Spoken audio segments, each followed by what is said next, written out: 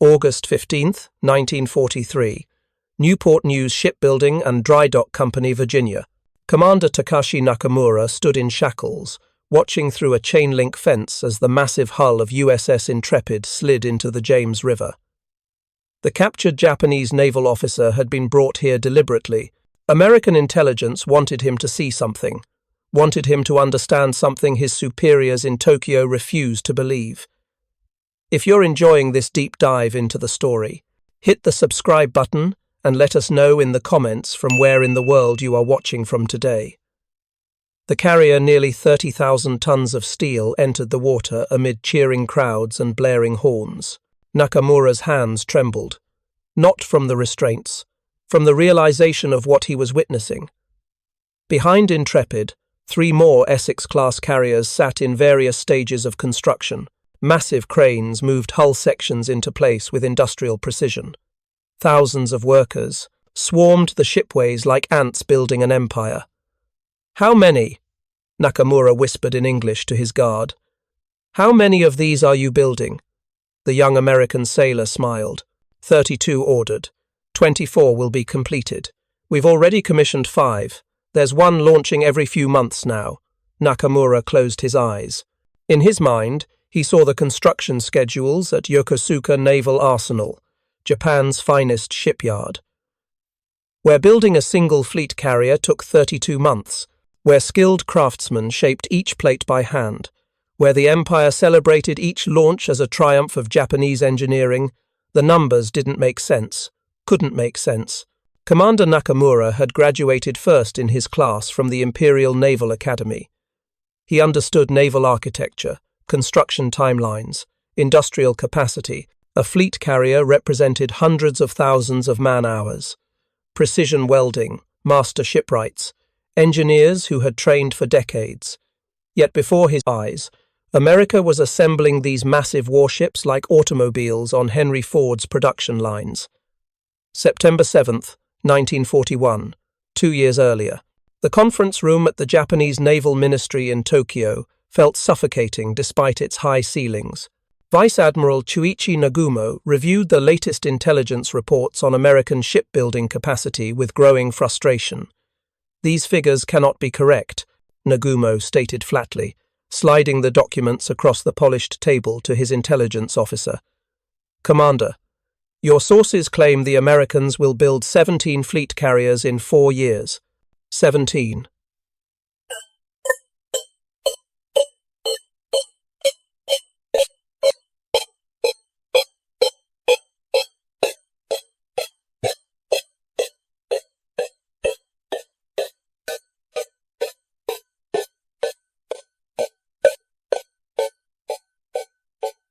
17. His rigid posture. "The sources are reliable. Their Congress debates appropriations in public. There is no deception. They genuinely intend to build this many carriers." "Impossible." Nagumo's voice carried absolute certainty. "We know. Carrier construction. Akagi took 4 years to convert. Kaga required 3 years. Building Taiho from the keel will require at least 32 months, with our most experienced workers. The Americans lack our craftsmanship. Their shipyards have no experience building such complex vessels." Around the table, senior officers nodded in agreement. Japan had spent decades perfecting carrier aviation. From 1922, when Hosho, the world's first purpose-built carrier, entered service, Japanese naval architects had accumulated unmatched expertise. Every Japanese carrier represented the pinnacle of handcrafted precision. Commander Yamada hesitated before responding. "Sir, the Americans are not building carriers the way we build carriers. They are not using traditional shipyard methods." "Explain." "They are using welding instead of riveting. They are building sections simultaneously in different buildings, then assembling the pieces like children's blocks. They are training workers in weeks, not years. Factory workers. Women. People who have never built ships before." The room erupted in contemptuous laughter. Admiral Toyoda Soemu, attending as an observer, spoke with barely concealed disdain. "You are suggesting the Americans will build the most complex warships in existence using untrained laborers and industrial shortcuts? Commander, this is propaganda, American boasting. They wish to intimidate us with impossible promises. But Yamada persisted. Sir, they have already demonstrated this capability. In 1941, they are mass-producing cargo ships, Liberty ships in extraordinary numbers. They are applying automobile manufacturing techniques to shipbuilding, assembly lines, standardized parts, modular construction. Cargo ships, Toyoda interrupted, are not aircraft carriers. An Essex-class carrier will displace 27,000 tons. It requires sophisticated aviation facilities, radar installations, complex propulsion systems, armor plating. This cannot be mass-produced like a truck. The meeting concluded with a consensus that would prove catastrophic. American shipbuilding projections were dismissed as propaganda. Japanese war planning proceeded on the assumption that the Imperial Navy would maintain carrier parity with the United States throughout any prolonged conflict. April 28, 1941. The same spring, those Japanese officers dismissed American capabilities. Workers at Newport News Shipbuilding laid the keel for USS Essex, the lead ship of her class, the prototype for what would become the most numerous class of capital ships ever built. Chief Naval Architect William Francis Gibbs stood in the massive construction hall, watching welders begin joining the first steel plates. Gibbs had spent 3 years refining the Essex design, balancing the competing demands of size, speed, armor, and aircraft capacity. The design eliminated some of the elegant complexities Japanese carriers featured: no intricate riveting, no custom-fitted plates. The Essex would use modular construction, large prefabricated sections that could be built simultaneously in different areas of the shipyard, then lifted by crane and welded into place. How fast can we build her? Asked Rear Admiral Jack Towers, observing the keel-laying ceremony. Gibbs consulted his production schedules. First estimate was 26 months, Admiral, but we're implementing new techniques, continuous improvement. By the time we're building the 10th unit, I estimate we can reduce construction time to 14 months, perhaps less. Towers absorbed this information with professional satisfaction. The Japanese build carriers in 32 months, minimum. If your projections are accurate, we'll be commissioning 2 carriers in the time it takes them to build one. Not 2 carriers, Admiral. 3. We have multiple shipyards: Newport News, Brooklyn Navy Yard, Philadelphia Navy Yard, Norfolk, Bethlehem, Fall River. Each will be building Essex-class carriers simultaneously, same blueprints, same standardized parts. When we optimize the process at one yard, every yard benefits. The implications were staggering. Not just faster construction, but coordinated mass production across multiple facilities, an industrial system that could be replicated, scaled, and continuously improved. December 7th, 1941. Pearl Harbor burned. The attack that Admiral Yamamoto had planned with meticulous precision succeeded brilliantly in its tactical objectives. 8 battleships sunk or damaged. American naval power in the Pacific crippled. But 3 American aircraft carriers, Enterprise, Lexington, and Saratoga, were at sea during the attack. They survived. And behind them, already under construction, were the seeds of a naval renaissance that Japanese intelligence continued to underestimate. At Yokosuka Naval Arsenal, workers celebrated the Pearl Harbor victory, while continuing their painstaking work on Tai-Ho, Japan's newest fleet carrier. Laid down in July 1941, Tai-Ho represented the Empire's most advanced carrier design: armored flight deck, sophisticated damage control, state-of-the-art aviation facilities. Every plate was custom-fitted, every weld inspected by master craftsmen, every system installed with precision that reflected decades of accumulated expertise. Tai-Ho would require 32 months to complete, but she would be magnificent, a masterpiece of naval architecture that no American yard could hope to match in quality, or so Japanese planners believed. July 31st, 1942. Less than 8 months after Pearl Harbor, USS Essex slid into the water at Newport News Shipbuilding. The construction had proceeded with remarkable speed 15 months from keel to launch. Now she would undergo fitting out the installation of weapons, radar, propulsion systems, all the complex equipment that transformed a steel hull into a functioning warship. The Essex represented a revolution in American shipbuilding. Not a revolution in design, her basic layout followed proven carrier concepts. The revolution was in construction methodology, how she was built. The systematic application of industrial efficiency to naval construction. Master shipwright Robert Anderson walked the flight deck during final inspection, marveling at the transformation. "We welded this ship," he explained to a visiting congressional delegation. "Welding is faster than riveting. More importantly, welded joints are stronger and require fewer skilled workers. We trained welders in 6 weeks, many of them women. Many had never worked in a shipyard before the war. But can they match the quality of experienced shipwrights?" a skeptical senator asked. "They don't need to match them, Senator. They need to follow standardized procedures. Same weld, same specifications, every single time. That's the key: standardization. Every Essex-class carrier uses identical parts. The radar mast on Essex is identical to the one on Yorktown, currently under construction in Norfolk. If something breaks, we can ship a replacement from any yard. The Japanese build custom carriers. Beautiful, unique, irreplaceable." Anderson gestured at the massive flight deck stretching 872 feet. "This ship is production unit 1 of 24. She's not unique, she's replicable. And that, Senator, is how America fights wars." December 31st, 1942. USS Essex commissioned into the United States Navy. From keel laying to combat readiness. 20 months.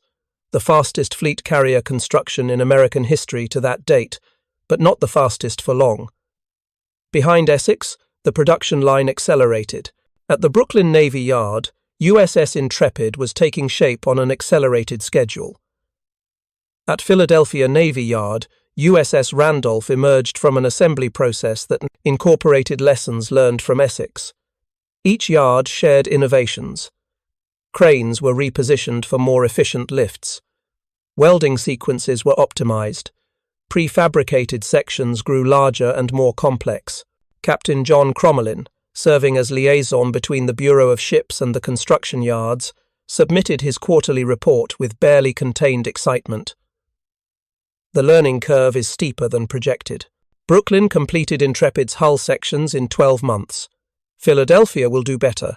We are approaching a construction tempo that surpasses even our most optimistic projections. May 15th, 1943. In the Coral Sea, USS Essex launched her first combat operations. Her air group struck Japanese positions in New Guinea with devastating effectiveness. The ship that Japanese analysts had dismissed as impossible propaganda was now operating in the Pacific, her aircraft hunting Japanese ships and installations. In Tokyo, intelligence officers received reports of Essex's appearance with confusion rather than alarm. One Essex-class carrier, America had promised dozens. Clearly, they had managed to build one through extraordinary effort. But sustaining this production? Impossible. Commander Yamada, the intelligence officer who had tried to warn his superiors 2 years earlier, reviewed reconnaissance photos of American shipyards with mounting dread. The photos, taken by Japanese submarines observing from a distance, showed massive construction activity at multiple East Coast yards. "They are building more," he reported to Admiral Toyoda. "Not one carrier, many carriers, simultaneously." Toyoda studied the grainy photographs with skepticism. These could be merchant ship conversions, small escort carriers, not true fleet carriers like Essex. "Sir, the dimensions match Essex-class specifications. These are purpose-built fleet carriers. At least 5 under construction at the same time, across different yards." 5?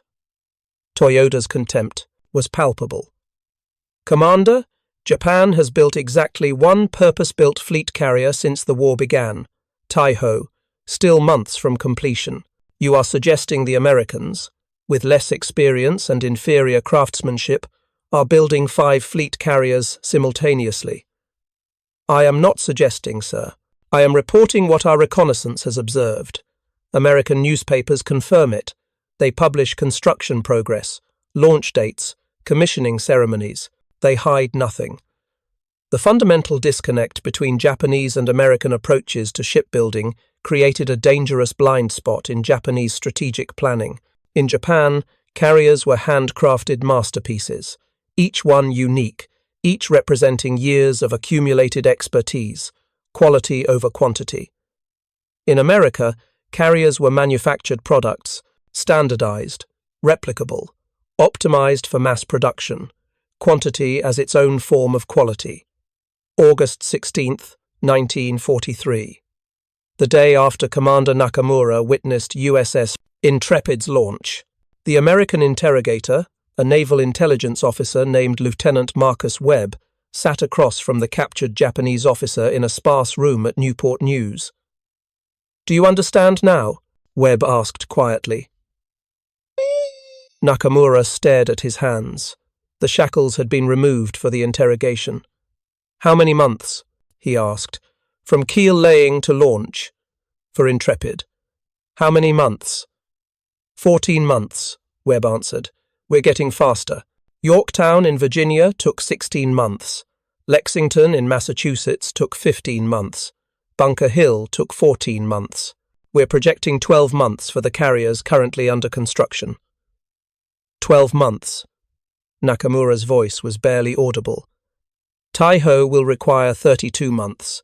Our finest carrier. Built by our most experienced craftsmen at our best shipyard.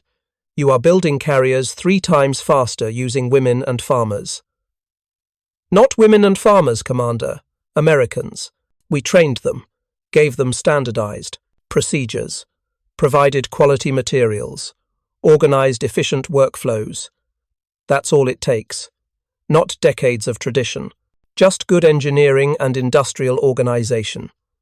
Webb slid a sheet of paper across the table. Production schedules, public information from American newspapers, but information that would devastate Japanese war planning if Tokyo actually believed it. 24 Essex-class carriers planned. 17 will commission before the war ends. Currently, we have 9 under construction simultaneously. By next year, we'll be commissioning 1 Essex-class carrier every month, sometimes faster. Nakamura studied the schedule with the expertise of a trained naval officer. He understood ship construction, understood what these numbers meant. "You have already won," he said finally. "Japan cannot match this production, cannot replace our carrier losses at even a fraction of this rate. The war is over. We simply have not surrendered yet." October 24th, 1944. The Philippine Sea.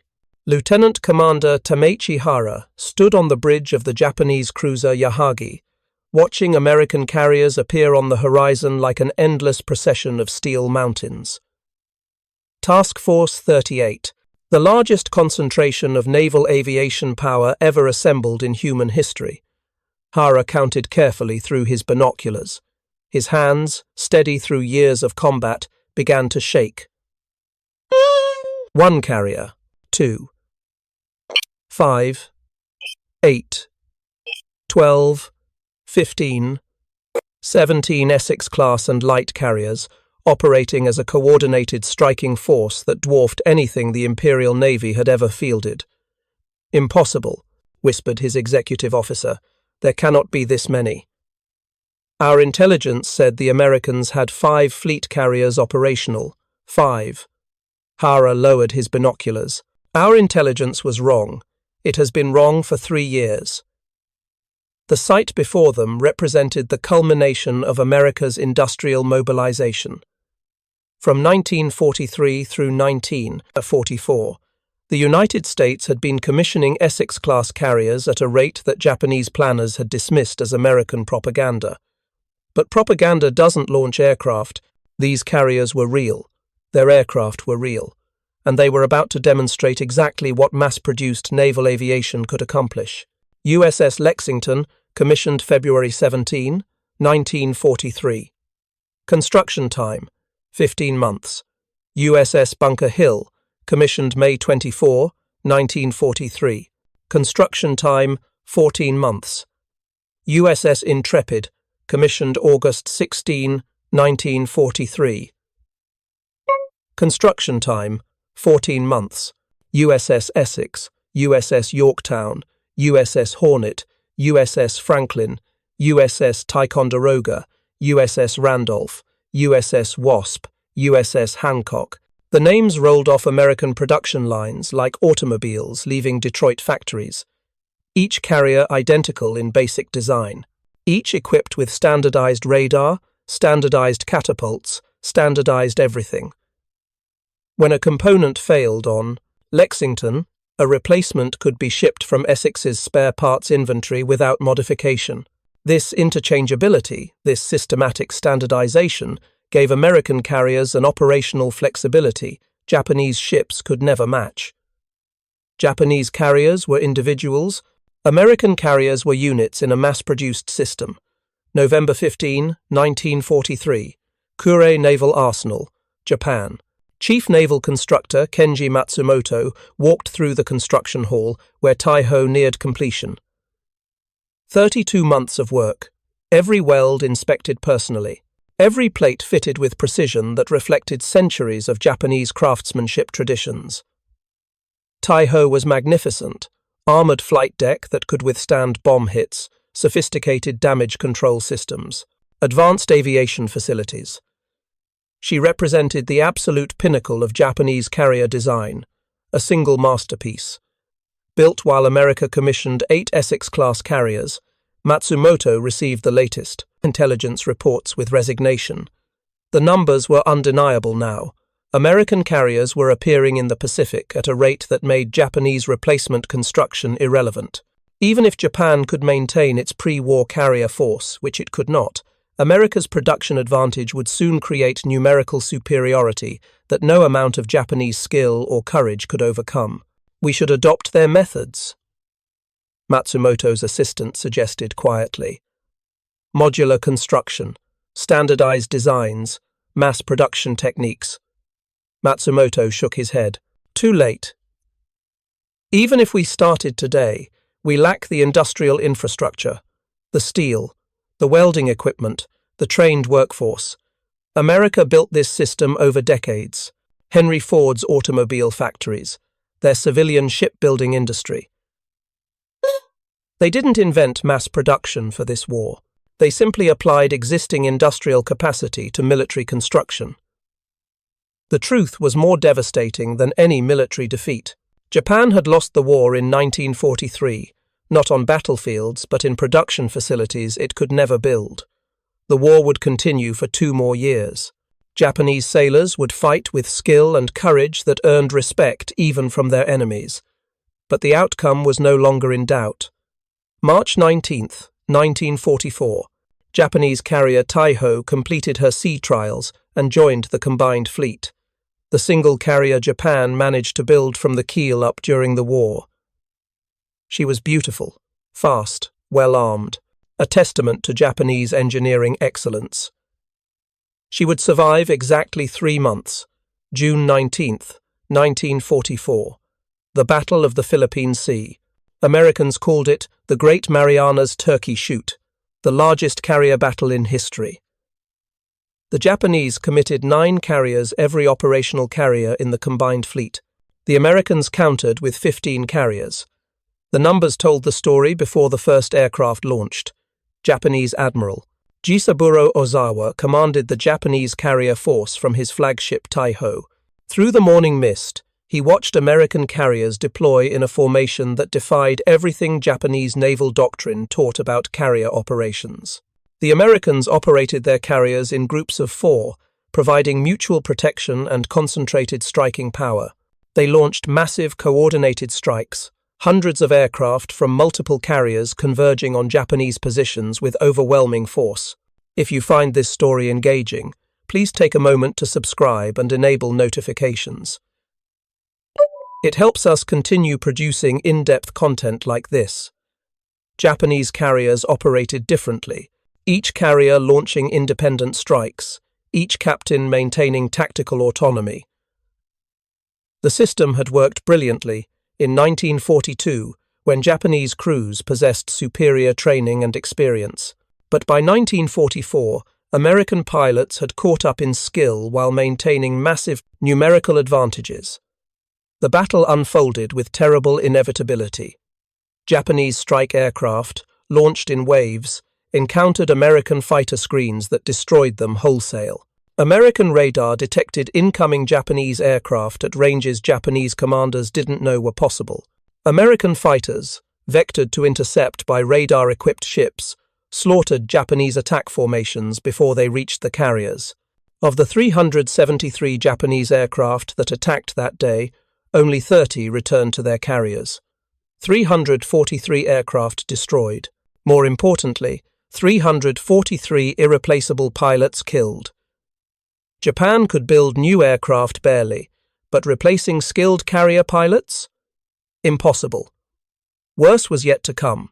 At 920 hours, American submarine USS Albacore, stalking beneath the Philippine Sea, fired 6 torpedoes at Taiho. One hit, a single torpedo strike against the newest, most sophisticated carrier in the Pranger, Imperial Navy. Taiho's armoured flight deck performed exactly as designed. The explosion didn't penetrate the hangar deck. Damage control teams contained the flooding. The carrier maintained 26 knots. Admiral Ozawa continued operations from her bridge, confident the damage was manageable. But aviation fuel from ruptured aircraft had leaked into the ship's ventilation system.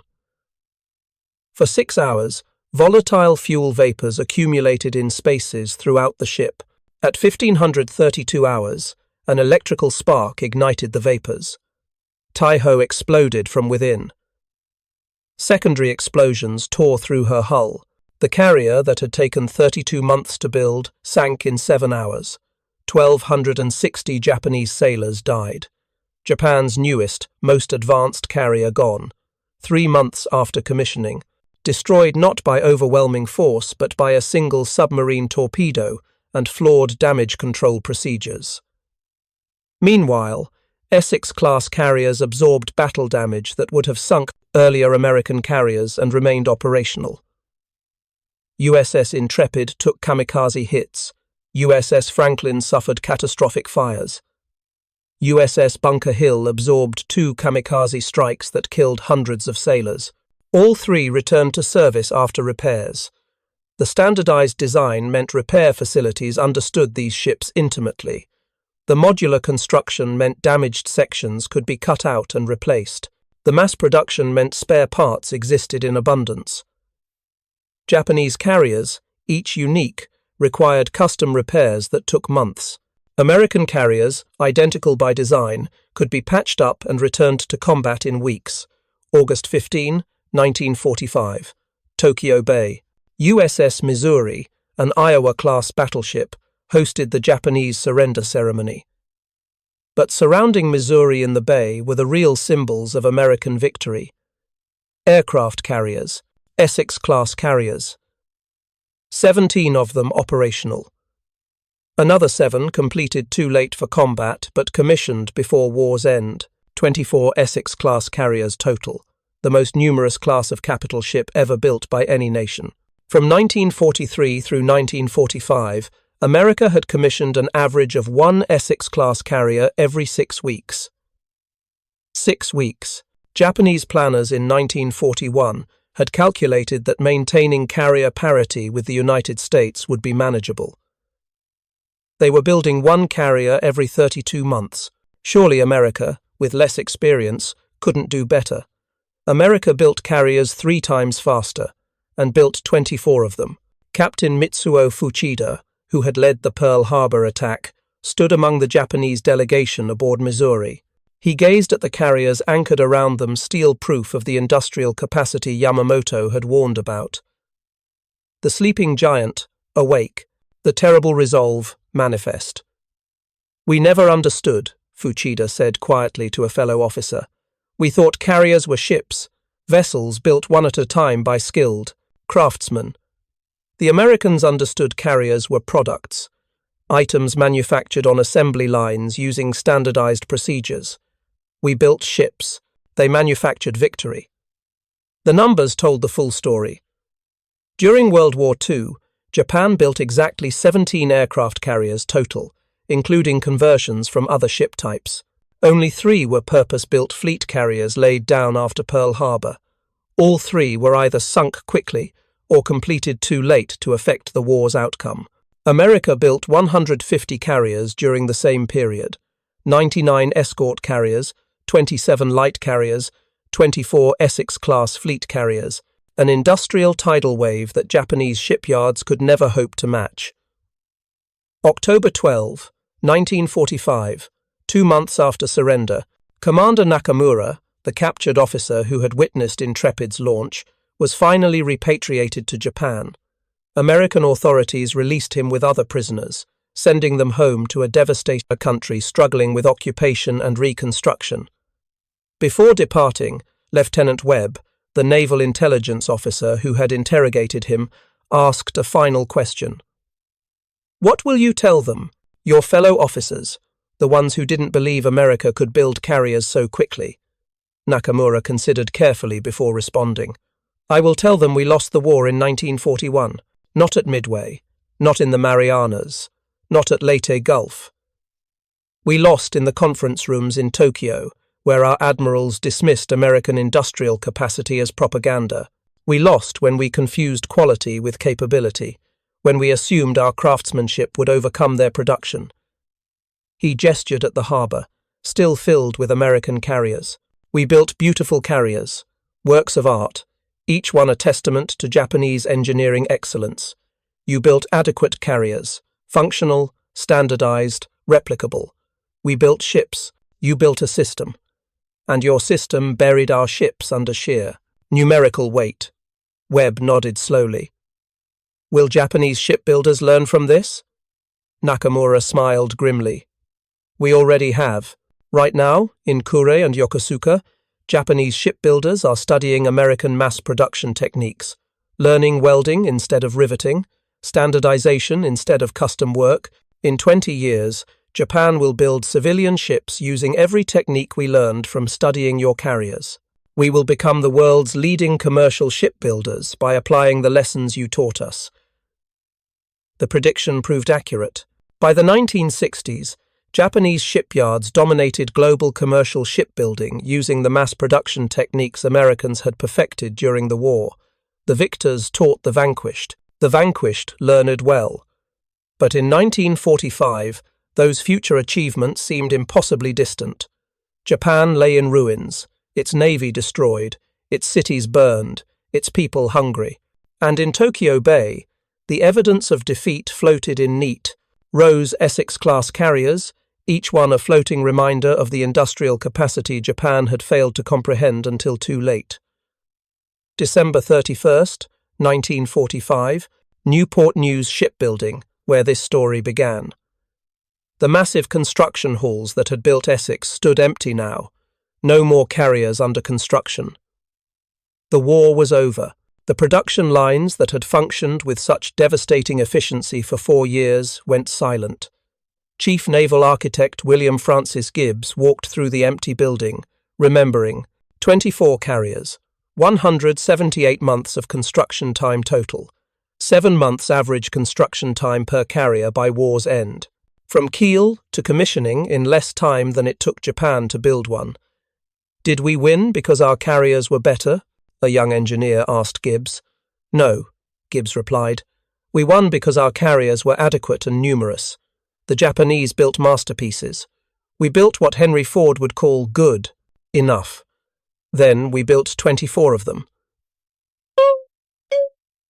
The lesson resonated beyond shipbuilding. American mass production, the assembly line manufacturing that had transformed American industry since the early 1900s, proved decisive in World War II. Not just in carriers, but in everything. Aircraft, tanks, trucks, rifles. Ammunition.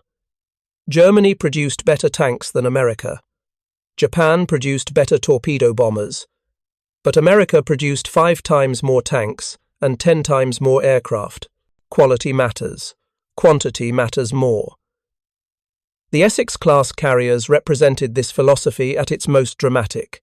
Each carrier displaced 27,000 tons. Each carried 90 to 100 aircraft. Each required sophisticated systems for propulsion, aviation operations, damage control, weapons. Complex vessels by any measure, yet America built them the way Ford built Model T automobiles. Standardized designs, interchangeable parts, workers trained in weeks, assembly line efficiency. The British built beautiful carriers, each unique. The Japanese built magnificent carriers, each a masterpiece. America built adequate carriers in overwhelming numbers, and adequate in overwhelming numbers won the war.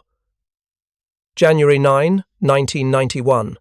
USS Lexington, the last Essex-class carrier in service, decommissioned after 48 years. She had been built in 16 months during the war.